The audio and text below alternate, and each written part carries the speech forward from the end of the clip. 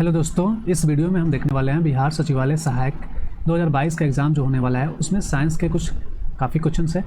उसी को मद्देनज़र रखते हुए इसमें कुछ ऑब्जेक्टिव क्वेश्चंस मैंने लिया है और डिटेल्स में एनालिसिस भी है जो आपके नॉलेज को काफ़ी अच्छी तरह से इंक्रीज़ करेंगे। तो ज़्यादा लेट न करते हुए ये वीडियो को स्टार्ट करते हैं। अगर चैनल पर नए हैं तो प्लीज़ सब्सक्राइब कर लें।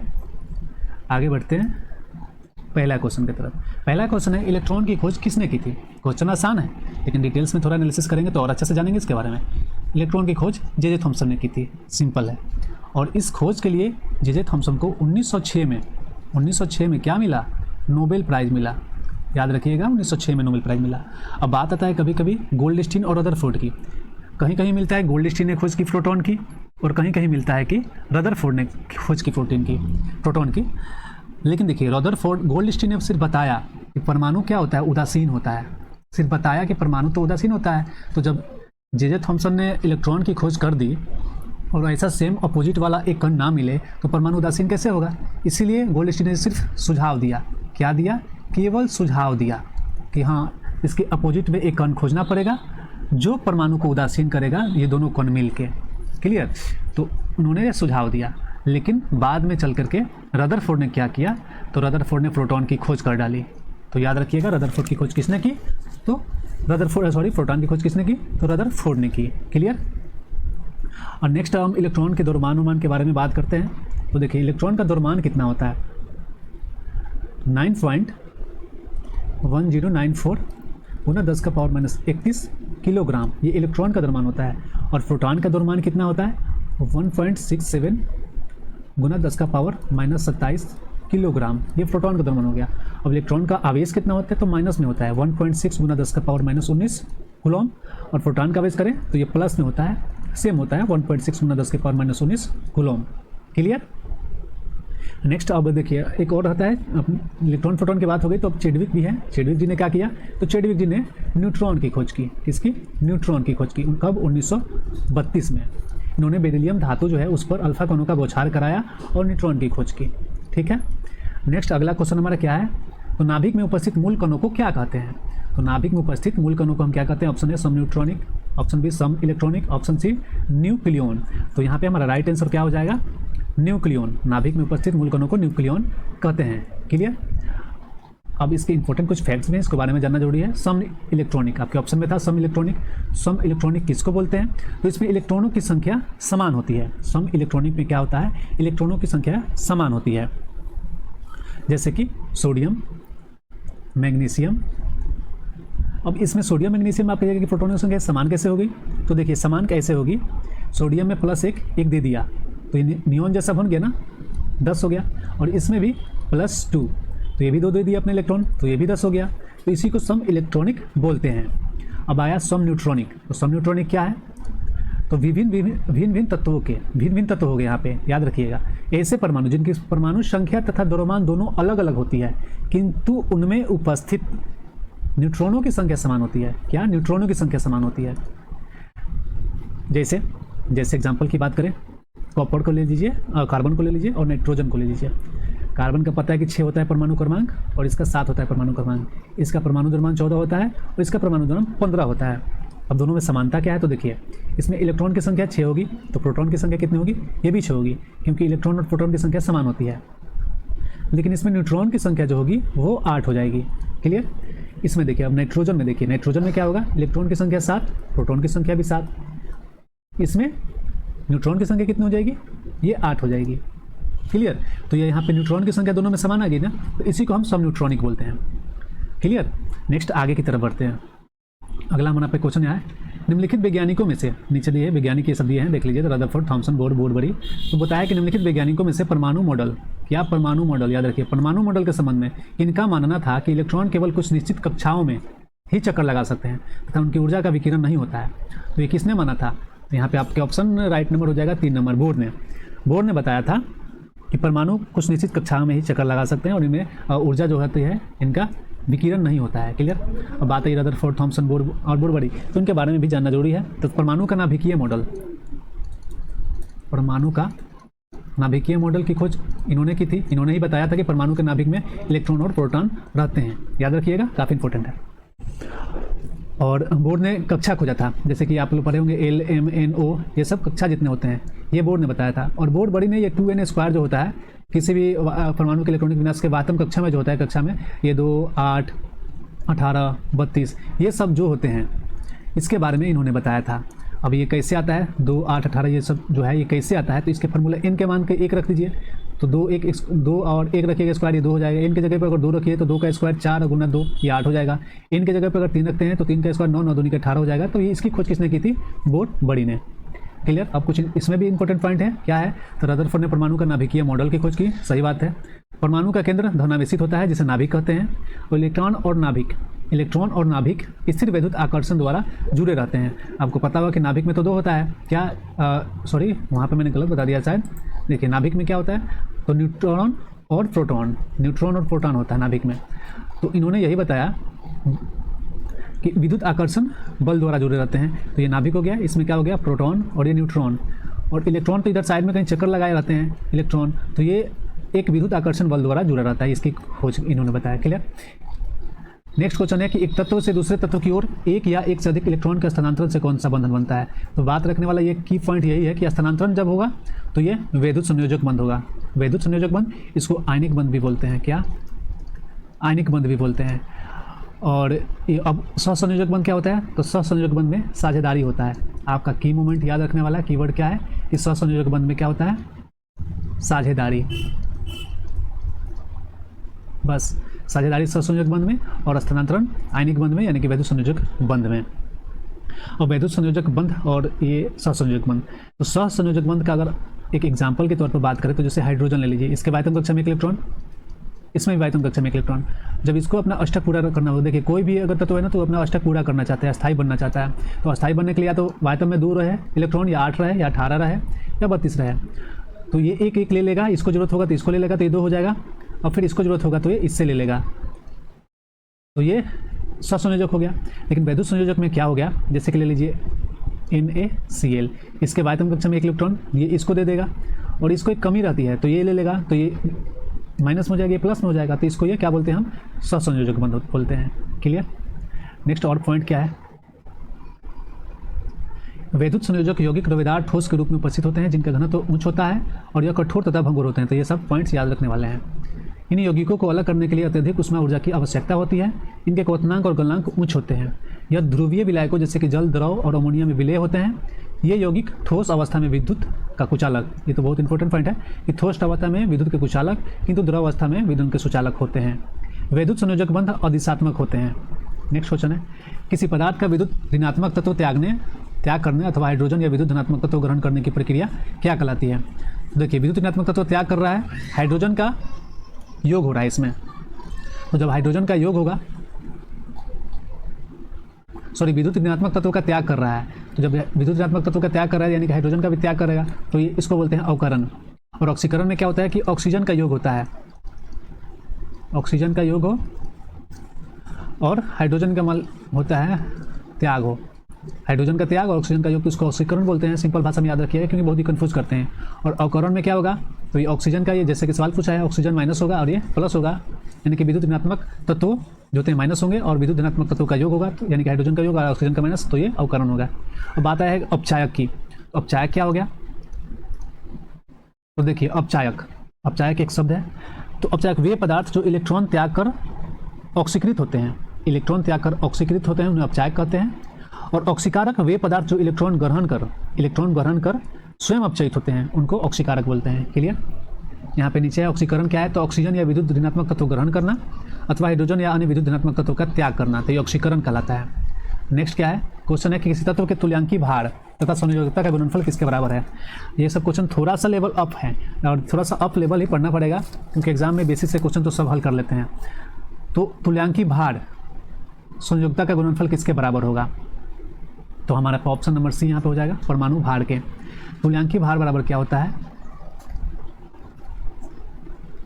तुल्यांकी भार बराबर यहाँ पे आपका हो जाएगा परमाणु भार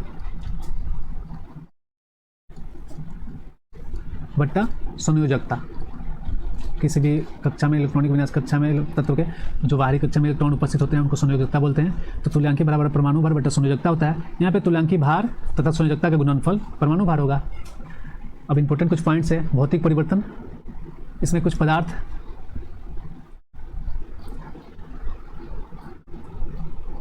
यहाँ पे क्वेश्चन मिस हो गया, फिर भी हम देख लेते हैं इसके बारे में क्या है। देखिए भौतिक परिवर्तन क्या होता है, इसमें पदार्थ परिवर्तित नहीं होता है और इसके गुणों में कोई परिवर्तन नहीं होता है। भौतिक विधि द्वारा पुनः प्रारंभिक अवस्था प्राप्त की जा सकती है, इसको भौतिक परिवर्तन बोलते हैं। उदाहरण पर पानी का बर्फ बनना और बर्फ से फिर पानी बन सकता है, इसी को भौतिक परिवर्तन बोलते हैं। मोम का गलना, तो ये भी भौतिक परिवर्तन है।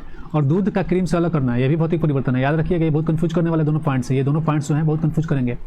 दही से मक्खन निकालना, दही से मक्खन निकालना भी भौतिक परिवर्तन है। ऊर्ध्वपातन, ये तो भौतिक परिवर्तन है। अब देखिए कुछ नोट्स में है, मोमबत्ती जलने पर मोम का दहन होता है जिससे कार्बन डाइऑक्साइड बनती है, दहन होगा तो कार्बन डाइऑक्साइड बनती है।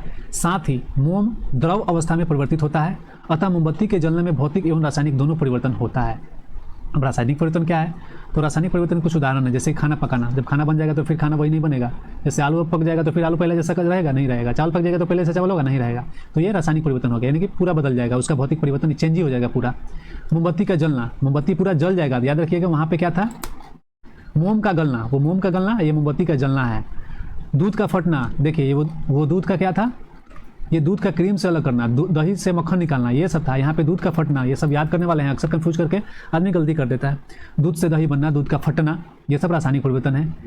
और लोहे में जंग लगना, ये तो इंपॉर्टेंट है, सब रासायनिक परिवर्तन है। दहन, ये भी रासायनिक परिवर्तन है। नेक्स्ट है प्रकाश संश्लेषण अभिक्रिया उदाहरण है। प्रकाश संश्लेषण अभिक्रिया उदाहरण है ऊष्माक्षेपी रासायनिक अभिक्रिया का, ऊष्माशोषी रासायनिक अभिक्रिया का, संयोजन अभिक्रिया का, विस्थापन अभिक्रिया का। थोड़ा लेवल वाले क्वेश्चन से है ना, तो इसके क्वेश्चन हो जाएगा ऊष्माशोषी अभिक्रिया का।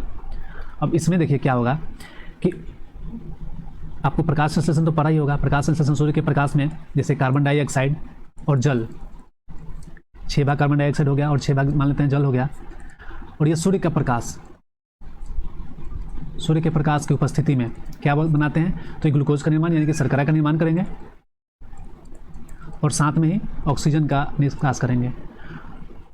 तो ये क्या होगा, ऊष्माशोषी, इसी को ऊष्माशोषी अभिक्रिया, प्रकाश संश्लेषण हो गया, इसको ऊष्माशोषी अभिक्रिया कहते हैं।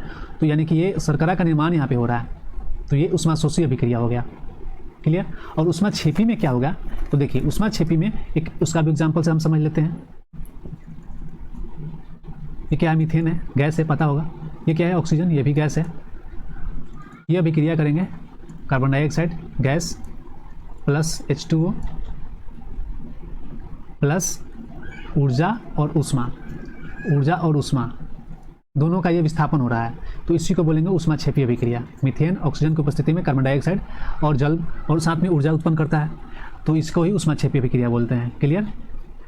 नेक्स्ट अब श्वसन की वही बात करें तो श्वसन कैसे होता है, तो देखिए C6H12 और O6 plus oxygen, carbon dioxide plus जल प्लस ऊर्जा, तो ये श्वसन का रिएक्शन है। श्वसन का याद रखने वाला ये सब रिएक्शन याद रखिएगा, क्योंकि एग्जाम में रिएक्शन पूछ देगा और बोलेगा कि इससे जैसे इसको छोड़ देगा, बोलेगा यहाँ पे क्या आएगा, कभी कभी इसको छोड़ देगा पूछेगा यहाँ पे क्या आएगा, तो ये सब याद रखना है। नेक्स्ट एक शुष्क सेल होता है, ऑप्शन प्राथमिक सेल, विद्युत अपघटनी सेल, गैल्वेनिक सेल, ए तथा सी दोनों। तो यहाँ पे हमारा आंसर हो जाएगा ए तथा सी दोनों, option number D. Galvanic cell 2 प्रकार के होते हैं, एक नंबर प्राथमिक सेल और दूसरा द्वितीयक सेल। अब देखिए विद्युत रासायनिक अभिक्रिया है, मुख्यतः 2 प्रकार की होती है। कौन कौन सी, विद्युत ऊर्जा द्वारा रासायनिक ऊर्जा का उत्पादन और रासायनिक ऊर्जा द्वारा विद्युत ऊर्जा का परिवर्तन। निम्नलिखित में से कौन सा सेल, सॉरी सेल नहीं है, सेल है। निम्नलिखित में से कौन सा सेल द्वितीयक सेल का उदाहरण है, तो मैंने बताया गैल्वेनिक सेल 2 प्रकार के होते हैं, प्राथमिक और द्वितीयक। तो द्वितीयक सेल का उदाहरण कौन सा है, Daniell cell, Leclanche cell, mercury cell या निकल कैडमियन सेल। तो यहाँ पे ऑप्शन हो जाएगा डी, निकल कैडमियन सेल। ये सब डेनियल सेल प्राथमिक और सेल है, लोक्लांसे सेल भी प्राथमिक सेल है और ये भी मरकरी सेल भी प्राथमिक सेल है। क्लियर। नेक्स्ट क्या है, निकल कैडमियन सेल। अब क्या है, तो इसमें निकल हाइड्रोक्साइड का कैथोड तथा कैडमियम का एनोड होता है। अब एनोड कैथोड क्या आता है, तो एनोड हमेशा धनावेशित होता है और कैथोड हमेशा ऋणावेशित होता है, याद रखिएगा। और ये KOH पोटेशियम हाइड्रोक्साइड के विद्युत अपघट्य के रूप में उपयोग होता है। यह रिचार्जेबल बैटरी होता है। इसको मतलब एक बार इसका रिचार्ज खत्म हो जाएगा तो फिर बार आप रिचार्ज करके इसको हमेशा से चला सकते हैं। ये द्वितीयक सेल हो गया। और प्राथमिक सेल वाले जितने होते हैं कि वो एक बार डिस्चार्ज हो गया तो हो गया, उसको फिर आप नहीं कर सकते हैं। अब देखिए इसमें लोक्लांसे सेल आया था, ये प्राथमिक सेल का भाग था। तो लोक्लांसे सेल, इसमें केंद्रक में कार्बन का छड़ होता है। आपने वो बैटरी जो आता था पहले मीटर डिपो वाला बैटरी, चाहे हाइब्रिडी का भी आता आपने देखा होगा, तो उसमें बीच में एक छड़ होता था, तो वो कार्बन का छड़ होता था। और मैग्नीज डाइऑक्साइड और कार्बन पाउडर के पेस्ट से घिरी रहती थी। और विद्युत अपघट्य मतलब आपका विलयन हो गया। विद्युत अपघट्य अमोनियम क्लोराइड होता था और जिंक क्लोराइड को एक जिंक के पात्र में रखा जाता था। मान लेते हैं पेंसिल कार्बन का छड़ हो गया और इसमें ये जिंक का पात्र है, ये जो है जिंक का पात्र है। तो जिंक के पात्र मतलब धनावेशित और कार्बन का छड़ ऋणावेशित। अब देखिए मैक शब्द भी एक यहाँ पे आया हम लोग का। और मरकरी सेल के बारे में हम यहाँ पे थोड़ा बता देते हैं। डेनियल सेल तो लोक्लांसे सेल बता दिए। डेनियल सेल, इसमें जिंक इलेक्ट्रोड का ऑक्सीकरण तथा तांबे का अपचयन होता है। लोक्लांसे सेल को हम शुष्क सेल भी बोलते हैं। क्या? शुष्क सेल। और मरकरी सेल क्या है? तो इसको मरकरी सेल का उपयोग अब बंद हो गया क्योंकि ये वातावरण के लिए काफ़ी हानिकारक था। तो इसकी काफ़ी इसकी क्षमता कम होती थी। ये घड़ी में और सुनने वाले कुछ यंत्र हो गया, जैसे श्रवण कुछ यंत्र हो गए, उसमें लगाया जाता था। लेकिन ये पर्यावरण की दृष्टि से काफ़ी नुकसान देता है, इसलिए इसको बंद कर दिया गया। नेक्स्ट आगे बढ़ते हैं। आगे क्वेश्चन मैक। तो मैक भी ध्वनि से रिलेटेड है। अति तीव्र चाल मापने की इकाई है। किसी माध्यम में ध्वनि की चाल 1 मैक कहा जाता है। और 1 मैक से अधिक चालकों को सुपरसोनिक और 5 मैक से अधिक सुपरसोनिक कहा जाता है। ये सब याद रखिएगा। ऑप्टिकल फाइबर का आविष्कार किसने किया था? ऑप्टिकल फाइबर का आविष्कार किसने किया था? तो ये भारतीय मूल के थे, नरेंद्र कपानी, जिन्होंने अमेरिका की अपनी नागरिकता ले ली है। इन्होंने ऑप्टिकल फाइबर का आविष्कार किया था। अब बात आई है नरेंद्र कपानी की, तो 2021 में इनको पद्म विभूषण दिया गया था। 2021 में भारत सरकार ने इनको क्या दिया? पद्म विभूषण। ठीक है। और इनका जन्म जो हुआ था पंजाब में हुआ था। कहाँ पे हुआ था जन्म? पंजाब में जन्म हुआ था। और अभी वर्तमान में अमेरिका में अपनी सदस्यता नागरिकता ले चुके हैं। क्लियर। नेक्स्ट क्वेश्चन है, निम्नलिखित में से कौन सा एक अर्धचालक उदाहरण नहीं है? तो सिलिकॉन, जर्मेनियम, सेलेनियम, इनमें से कोई नहीं। तो ये सभी अर्धचालक हैं, लेकिन ऑप्शन नंबर डी में इनमें से कोई नहीं, यही हमारा राइट आंसर हो जाएगा। कुछ पदार्थ ऐसे होते हैं ना जिनकी चालकता और अचालकता के बीच होती है, उनको ही हम अर्धचालक बोलते हैं। और ताप बढ़ान अगर टेम्परेचर बढ़ाइएगा तो अर्धचालक की प्रतिरोधकता घटती है। तो अर्धचालक अच्छे हैं क्योंकि टेम्परेचर बढ़ाइएगा तो खास करके चालकों में क्या होता था कि प्रतिरोधकता बढ़ जाती थी, जिससे धारा का प्रवाह कम होता है। लेकिन इनमें क्या होता है कि अगर आप टेम्परेचर बढ़ा रहे हैं तो इसकी प्रतिरोधकता कम होगी, और प्रतिरोधकता कम होगी तो ये अच्छा से विद्युत का फ्लो करेंगे। ठीक है। नेक्स्ट क्वेश्चन क्या है? मानव शरीर भी एक होता है शुष्क होता है, एक नम होता है। तो शुष्क पूछा है, तो शुष्क शरीर में विद्युत प्रतिरोध कोटि कितना ओम होता है? ऑप्शन नंबर बी 10⁻6 ओम होता है। और मानव शरीर का अगर नम के बारे में पूछे, नम में कितना होता है? तो नम में 10⁻2 ओम होता है। क्लियर। प्रतिरोध क्या है? तो किसी चालक का वह गुण जो उसमें प्रवाहित आवेश का विरोध करता है उसको प्रतिरोध बोलते हैं। नेक्स्ट क्वेश्चन है कि सामान्य ट्यूबलाइट में कौन सी गैस होती है? ऑप्शन ए आर्गन के साथ सोडियम, ऑप्शन बी नियोन के साथ सोडियम, ऑप्शन सी आर्गन के साथ मर्क्यूरी, और ऑप्शन डी नियोन के साथ मर्क्यूरी वेपर। तो यहाँ पे ऑप्शन नंबर सी हो जाएगा, आर्गन के साथ मर्क्यूरी वेपर। अब मर्क्यूरी मतलब पारा का He संकेत हो गया और 80 परमाणु इसका क्रमांक हो गया। और साधारण ताप पर पारा जो है द्रव रूप में रहता है। साधारण ताप पर पारा द्रव रूप में रहता है। क्लियर। इसका गलनांक, पारा का गलनांक कितना होता है? तो -38.85 डिग्री सेल्सियस गलनांक होता है। और इसका क्वथनांक कितना होता है पारा का? -356.7 डिग्री सेल्सियस। इतना टेम्परेचर दीजिएगा तो ये गलता है। क्लियर। और नेक्स्ट क्वेश्चन की तरफ हम आगे बढ़ते हैं। तो पानी में मिट्टी का मिश्रण उदाहरण है। पानी में मिट्टी के मिश्रण किसका उदाहरण है? ऑप्शन नंबर बी निलंबन का। अब देखिए कोलाइड का बात आया है। तो कोलाइड क्या है? तो ऐसा विषमांग मिश्रण जिसके कण विलयन के सदृश समान रूप से पूरे विलयन में फैले रहते हैं, उनको हम कोलाइड बोलते हैं। इनका कणों का आकार जो होता है 10⁻⁷ से 10⁻⁷ के बीच होता है, सेंटीमीटर के बीच होता है। क्लियर। और निलंबन की बात करें तो निलंबन में क्या होता है कि इनका आकार निलंबन से छोटा होता है। इनका आकार निलंबन जो होता है, इनका आकार जो होता है विषमांग मिश्रण में किसी जिसमें ठोस कण द्रव में प्रक्षेपित हो जाते हैं, इनका आकार थोड़ा बड़ा होता है। तो आकार बड़ा होता है तो ये आसानी से पूरे विलयन में घुलते नहीं हैं, जैसे कि इनका 10⁻7 से 5 से थोड़ा बड़ा ही होता है, तो ये थोड़ा इसके कण बड़े होते हैं, तो ये घुलते नहीं हैं, तो कोलाइड से इनका आकार थोड़ा बड़ा होता है। अगला क्वेश्चन क्या है, देखिए इसके कार्य बारे में क्या है कि ऐसा विस्मांग मिश्रण जिसके कण विलयन के सदृश समान रूप में पूरे में फैले रहते हैं और इनका आकार निलंबन से छोटा होता है। निलंबन विस्मांगी मिश्रण जिसमें ठोस का द्रव में परिक्षेपित हो जाते हैं। नेक्स्ट क्वेश्चन है, निम्नलिखित में से किसे चाकू से काटा जा सकता है? Calcium, magnesium, lithium, aluminium. ले, इसमें तो सोडियम है ही नहीं, तो आप याद रखिएगा लिथियम भी है जिसको चाकू से आसानी से काटा जा सकता है। तो सबसे अधिक अभिक्रियाशील वाले जो तत्व होते हैं, अगर ऊपर से बात करें तो सबसे ज़्यादा करता है पोटेशियम। पोटेशियम, उसके बाद कौन करता है? सोडियम,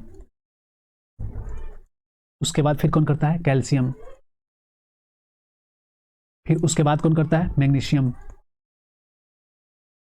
ऐसे करते करते और नीचे से बात करें तो नीचे में सबसे कम अभिक्रियाशील सोना हो गया, उसके बाद चांदी हो गया, फिर उसके बाद पारा हो गया। ये सब कम अभिक्रियाशील होते हैं, लेकिन ये लोग बहुत ज़्यादा अभिक्रियाशील होते हैं। तो यहाँ पे हमारा ऑप्शन नंबर क्या हो जाएगा? लिथियम। ठीक है, सॉरी यहाँ पे पोटेशियम, एक मिनट देखते हैं, calcium, magnesium, lithium. Option number यहाँ पे क्या था हमारा? क्वेश्चन था चाकू से काटा जा सकता है, तो लिथियम को चाकू से काटा जा सकता है। क्लियर? अब कौन कौन से तत्व जिन्हें चाकू से काटा जा सकता है? तो सोडियम, पोटेशियम और लिथियम। सोडियम, पोटेशियम और लिथियम सामान्यतः कठोर होती है, परंतु कुछ धातु जैसे क्षारीय धातु इतनी मुलायम होती है कि इन्हें चाकू से काटा जा सकता है। तो याद रखिएगा, सोडियम अगर आए, चाहे पोटेशियम है चाहे लिथियम है, तो तीनों चाकू से काटे जा सकते हैं। क्लियर?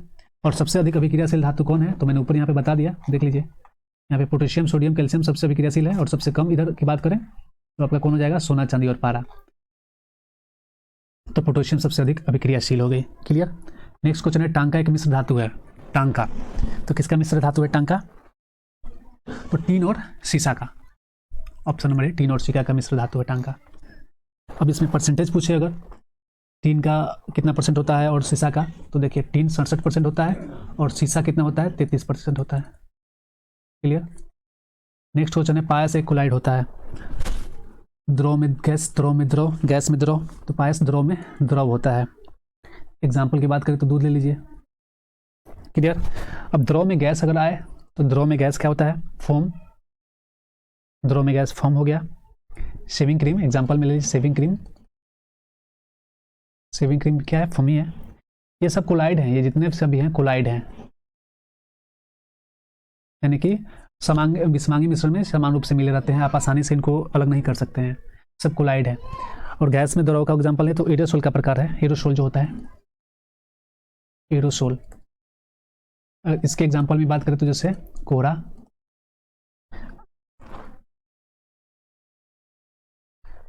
बादल, कुहासा, ये याद रखिएगा, सब इंपॉर्टेंट है।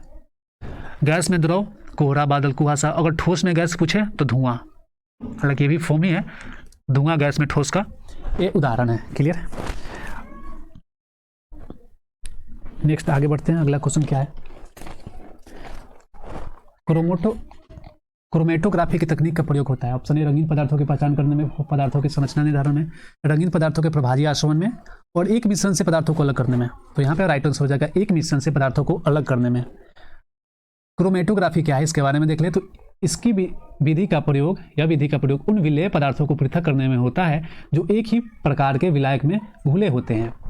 डाई रंगों को पृथक करने में, प्राकृतिक रंगों में पिगमेंट पृथक करने में, रक्त के से नशीले ड्रग्स को पृथक करने में इसका प्रयोग किया जाता है। तो ये जितने भी सारे क्वेश्चन है काफ़ी इंपॉर्टेंट है, आप एक बार वीडियो को देख सकते हैं या स्क्रीनशॉट ले सकते हैं, PDF मैंने लिंक में डाल दूंगा। तो ये सब क्वेश्चन इंपॉर्टेंट है, थोड़ा सा एडवांस लेवल के हैं। ऐसे क्वेश्चंस को आपको तैयार करके जाना चाहिए, क्योंकि सिंपल क्वेश्चंस तो आजकल सब बना लेता है, तो थोड़ा सा एडवांस पढ़ना जरूरी है। तो अगर चैनल पर नए हैं तो प्लीज़ चैनल को सब्सक्राइब कर लीजिए, दोस्तों में शेयर भी कर दीजिए। वीडियो देखने के लिए थैंक्स।